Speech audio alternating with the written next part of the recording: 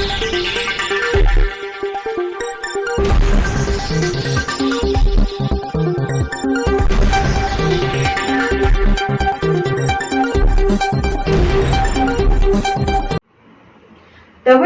સિધડાઈ સ્મશાન નજીકના જાહેર રોડ અને વરસાદી કાંસમાં મેડિકલ વેસ્ટ રઝળતા જોવા મળતા મેડિકલ વેસ્ટના મામલે આરોગ્ય તંત્ર દ્વારા સઘન તપાસ હાથ ધરી યોગ્ય કાર્યવાહી હાથ ધરવામાં આવે તેવી માંગ લોકોમાં પ્રબળ બનવા પામી છે।